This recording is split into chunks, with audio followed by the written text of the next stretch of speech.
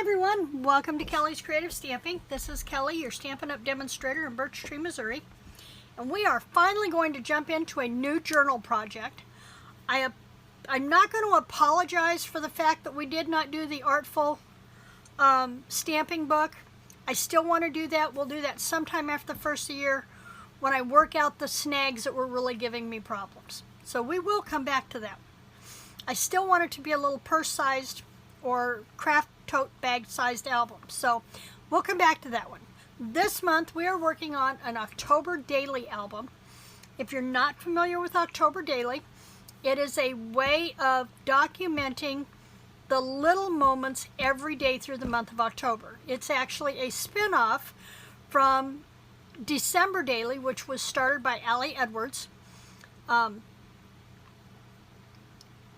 But those of us who love fall and Halloween and spooky, and we wanted our own thing too. It wasn't just about Christmas, because as you know, from the time the kids go back to school, it seems like everything starts moving a little faster into the holiday season, and it really starts to pick up in October when we're clearing out the garden, starting to think about winterizing the house, all that kind of stuff, and we start getting, you know, the warm spices and pumpkin spice lattes and apple cinnamon donuts from Tanner's Orchard in Illinois, and those kind of things that just start happening and make you feel all homey. So from there, everything moves really fast into November when we start planning Thanksgiving events, and some people start seeing their first snow, and then Christmas, and it just gets busy, busy, busy. And the little moments are so easy to just slip right on by. So for October Daily, it's going to be all about documenting October. And as we go through this, in the course of 2 videos, I will show you some tips for documenting your October Daily. But we are going to be focusing on the Spooktacular Bash stamp set that I have here handy somewhere. The Stampin' Die set. We're going to be focusing on using the papers from the Monster Bash Designer Series paper. And then we're going to be using some of the elements that belong with this kit, such as the basic black lace. Let me pop the pin off of here. And you can see the scalloping on the edge of that lace. It's not really a lace, it's a scalloped edged ribbon. We're also going to be utilizing the Stylish Scroll embossing folder. We're going to use the coffin treat boxes, not as a treat box. You'll see how this comes together. We're also going to make use of the new black Stampin' Dimensionals. I love these. I hope they bring these in as a permanent item in our stash.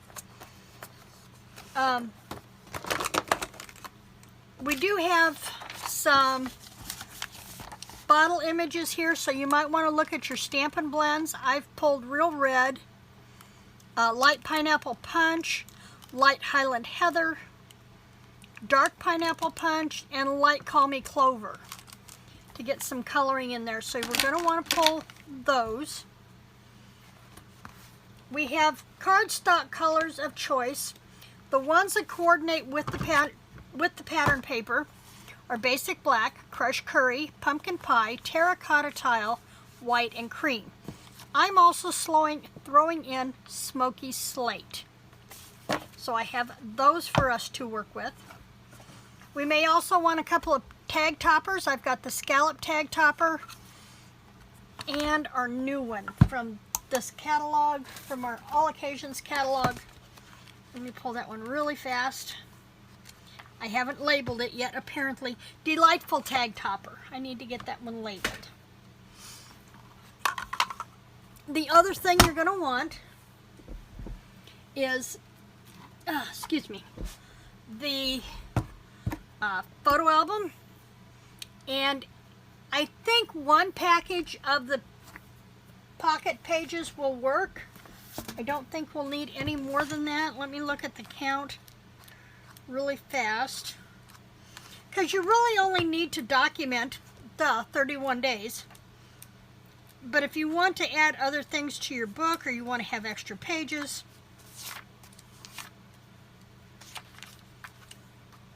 it's going to take me forever to find it. And of course it didn't come up where I wanted it to.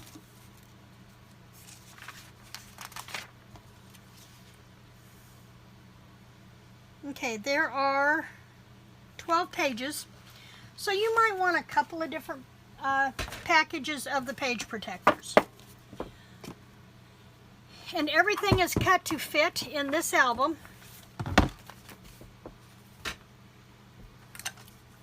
So let's pop this one open really fast here.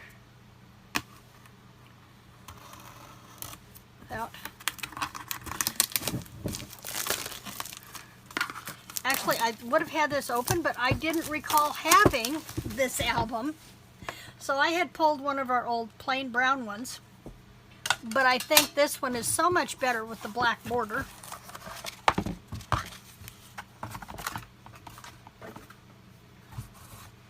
So let me pull my pages from out of this one.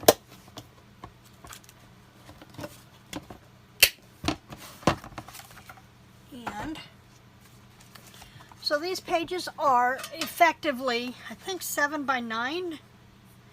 Okay, 8.5 by 7. 7 by 8.5, and that includes our trim here where we want to have our holes punched. And I have a few of these here. 1, 2, 3. I know mine's not a full package. 4, 5, 6, 7, 8, 9, 10, 11, 12. So I have 12 here. I've got more up here, but they're not Stampin' Up related. Some of them are, some of them aren't, and I've got them all mixed together, so I couldn't tell you which ones are which. So we're going to be working with these. We have 12 of these. Now there are places where you can add pictures to the page that you don't necessarily need a page protector. So I'm going to start with those 12 and put them in this album so I know where they're at. Because I'll tell you, I'm going to go on a major cleaning spree beginning tomorrow. And no, those don't fit in this album. Huh. Well, those must not be the Stampin' Up ones. I will have to fix that later. Okay, so we do know we want 6 by 9. So I think, let's see, 12. I'm horrible at math. I'm going to save a couple of these. And I think I'm going to hold off on the cream. And let's do a couple, let's do 3 white. Now we're going to be able to get, we're only going to be able to get one from each, but we are going to be able to use the trims off for other things, such as in the pocket pages. So let's cut a couple of black down. I'm really liking this crushed curry with this kit. Probably more so than the pumpkin pie. Now keep in mind, if you go through and choose to color in, like the potion bottles in there, you can bring in other colors of cardstock too. And then I have one of each of these. Now from the 12 by 12 we're going to be able to get 2. And this is where you want to pay attention to your direction. Let's say those were, my brain is gone already. I should have written it down. 8.5 by 7. That was 8.5 by 7. And it's 7 inches wide, so we want to make sure that we are getting our direction correct. So let's go here. Now with this one, I may want to put a paper strip there to make that, so let's do this one 6 3/4.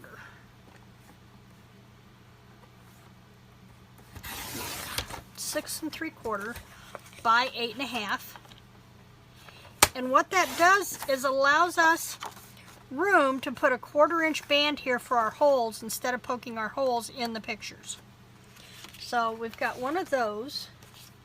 And you can do these in whatever pattern you want.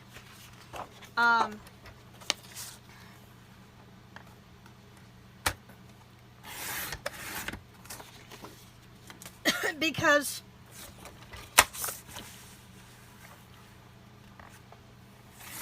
it's your album. You can make it whatever you want. So I'm going ahead and cut these down really fast. So we've got those 6 3/4. Now this one I wouldn't have put a trim in, but I think I will. So I'm just going to go ahead and cut them all at 6 3/4 by 8 1/2, and then I will come back and add a spine piece to them. You see this one? Your rooms kind of go in different directions, so it really doesn't matter which direction you cut this in. However, I probably should have looked to see my houses are going to be upside down on my next page. So I probably am going to want to recut that one. Because that's the other thing, while this may be right side up, if you turn it over, is this stuff over here going to be, when you turn the page, going to be oriented correctly. So we'll come back to that one. 6 3/4 by 8 1/2.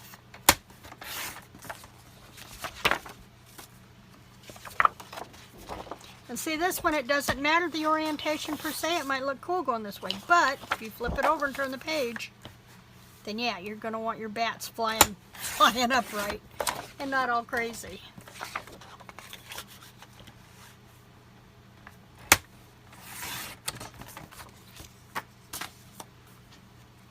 I love this book pattern.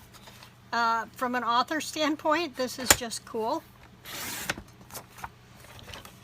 And when we start decorating, we may even take some of these and cut them out specifically so that we've got specific books on a tag.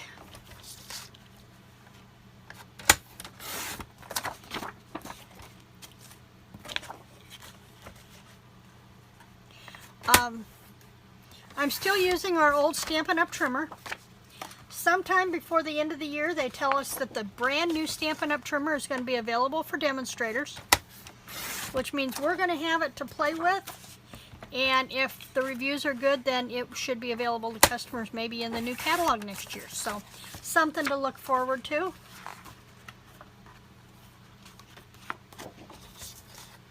I like this trimmer, and I bought extra blades while we had the opportunity, but my track is starting to get a little worn where my blade slides, and it doesn't always slide smoothly. And then I can tell it on the cut. Now see, there's another one. I was talking, wasn't paying attention. Got my spider web cut. Oh, I did do it. I did do it right. Woo! I guess it was the way I laid my paper over there. You'll have those days.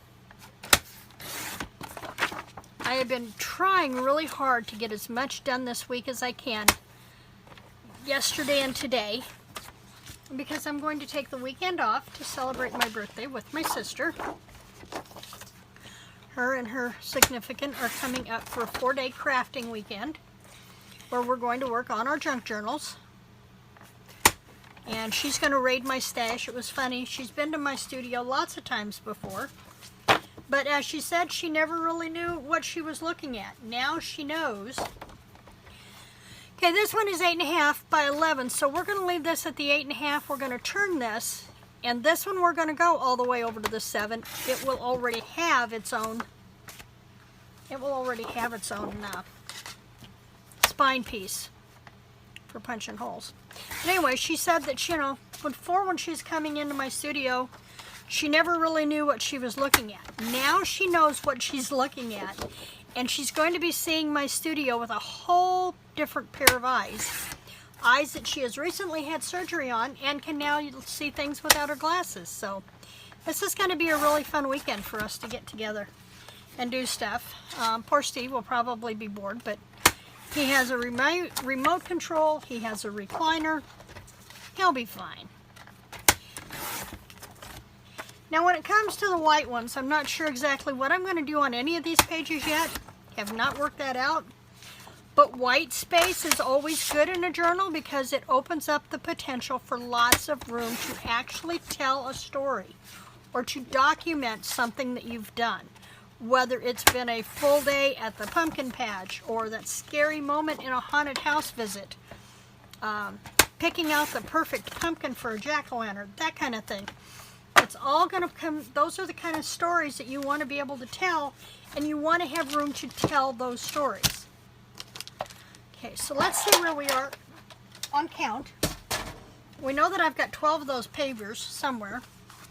13, 14, 15, 16, 17, 18, 19, 20, 1, 2, 23, 24, 25, 26, 7, 28, 29, 30, 31, 32, 33, 34, which is fine because we want room for a front page.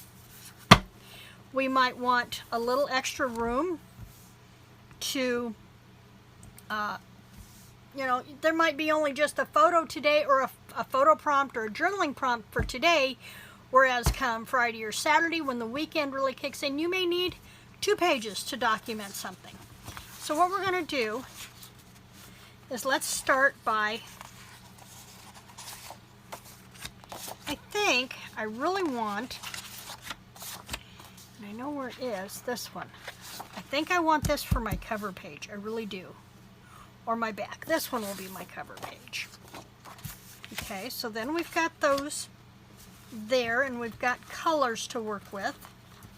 I see now where the terracotta tile came in.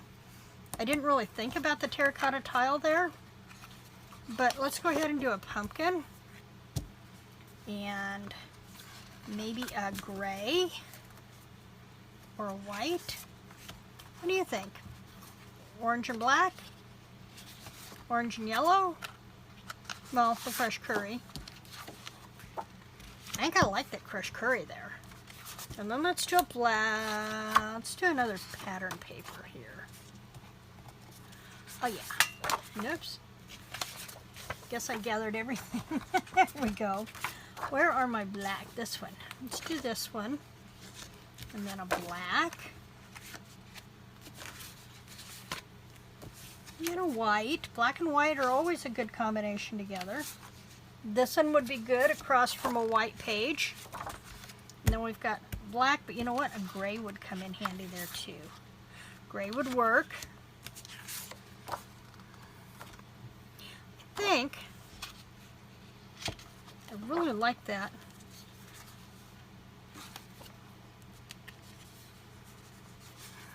I think I'm going to do that. Okay, and then we have I have a few more pages here to put slide in here somewhere. Gray, I like this with the gray background, so let's put that one there.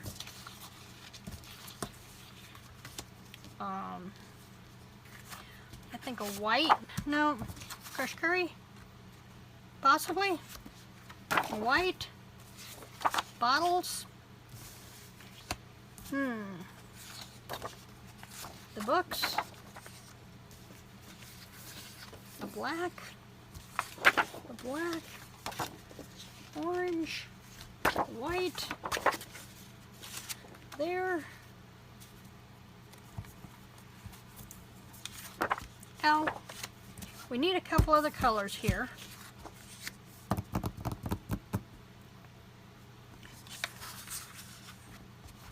Let's leave those as is. Now we have, remember how many papers we've got?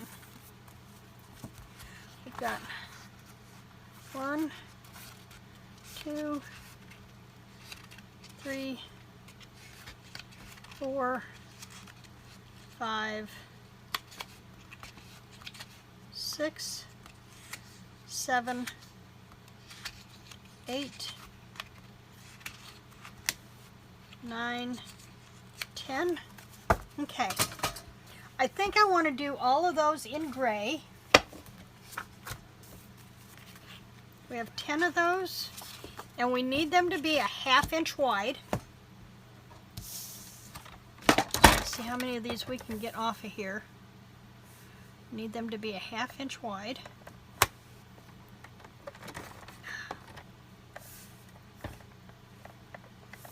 Let's see, there's a 1/2 inch. So let's go to here.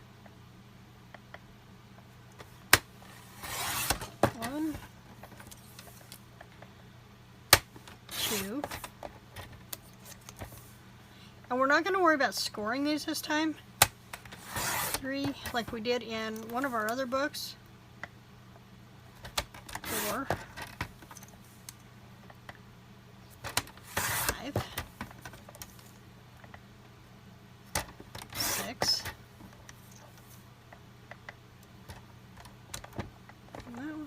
Now if you get down and you're not sure if you're going to be able to keep it on the line, you know what works really great?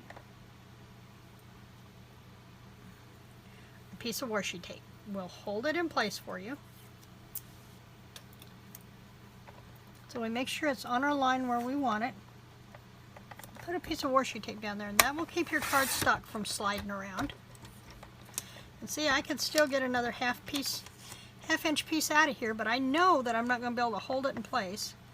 So we'll set that on the 1/2 inch mark. Put that washi tape down in place. And there we go. Okay, what have we got? 3, 4, 5, 6, 7, 8. Almost made it. 9 and 10. Now I did this so that all my spine pieces would be uniform.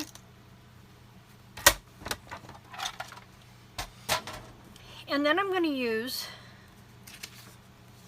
one of the cardstocks to line up.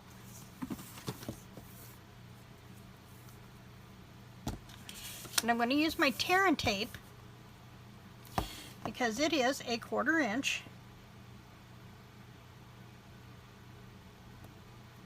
And I can line it right up there where I want it to go. Could have gone a little bit straighter on that one. I'm going to use my bone folder or a pair of scissors just to make sure that I burnish that in place good. And then pull that paper off. Now I want to make sure that the edge that I put the tape on goes over here on my paper, but I also want to make sure that I'm lining that up so I make sure that I'm getting everything is going to match up. Now before I press that down, I'm going to go ahead and pull this one out of my way.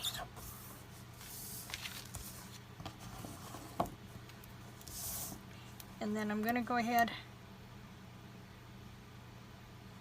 and I'm going to lay this right over the edge.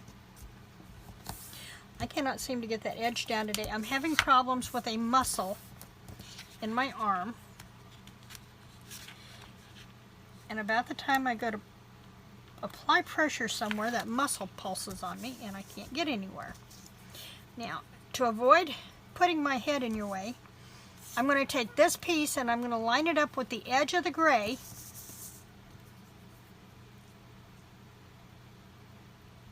Strip that I put on the other side so that they will match up exactly.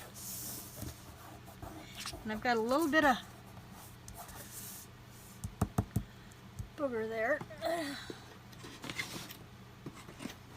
This is where our Stampin' Buddy comes in. I just dust that powder and it will pick up and cover that adhesive that's on there. Okay, and then what I will do, shouldn't have reached, is make sure I've got these trimmed off and that there's no sticky anywhere. And that's how I'll do is I'll go through and I'll cover all of those, and then they should pretty much match up with our existing cardstock pieces, because remember we cut these a 1/4 inch shorter than we did the cardstocks. So I will go back through later and do this trim on all of the Designer Series papers. And then, since these don't work in there, we'll move those out of the way for now. And then we can line these up. Or you can use one of the page protectors that does fit in here. Let me see if I can grab one quick. Haha. It helps if you look for the sign that says Stampin' Up. That'll work. That'll work. And then I'm going to use my page protector as my template. Line my pages up. And do that just like that. Use my 1/4-inch hole punch. Crocodile would also work if you think you're getting a little too thick. Crocodile would work as well.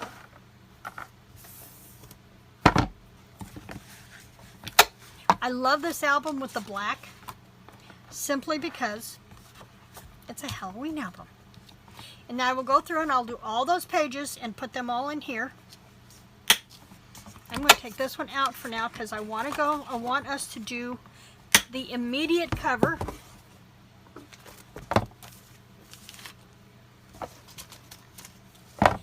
And I'm not actually going to do the cover on here. What I'm going to do is tell you to pick your colors. Pick what you want to use for your cover. Where's my... There it is.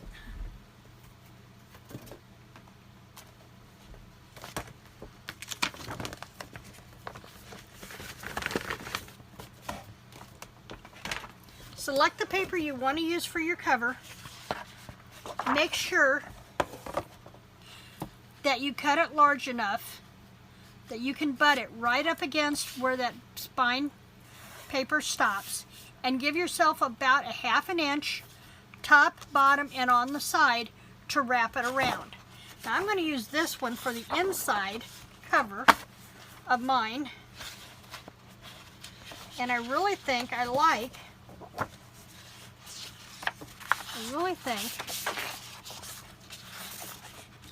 this haunted house for my cover. I really do think I like that for my cover. It was either that or that one. But I think that one's going to be a little bit too much. Tell you what, I'm not going to cover mine right away. Actually, I think I do like that. But if I do this, I'm going to lose this part on the top when I fold it over. But I think I do like that one. We are going to go with that for our front and back cover. And hope that I have a second page of that to do my back. I might not. I might have cut it already. That was one of them that I might have cut already.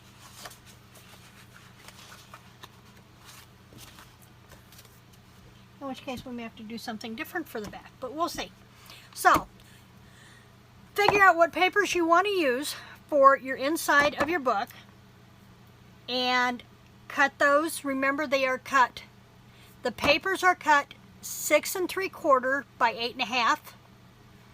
Cardstock colors are cut 7 inches by 8.5.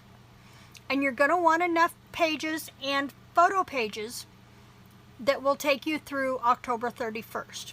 And the cool thing about this is, as you go through and start putting your album together, you'll get a feel for how many pocket pages you want to add. Or if you want to just do a tag in a pocket and put a photo on a tag, so therefore you're going to need more of the cardstocks and more of the papers. It's a plaything.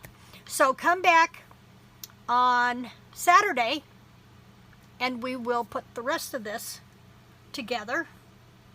And I'll show you what I've done with embellishments, and we'll put embellishments together. I'm hoping we can get this through 2 videos. If not, there is a third one. We can do that. We have time, because I want this ready to go by October 1st. So we'll see you in the next video. Remember to click the like, ring the bell, and subscribe so you don't miss anything that we're doing here on this channel. Thanks for joining me today. Creative blessings.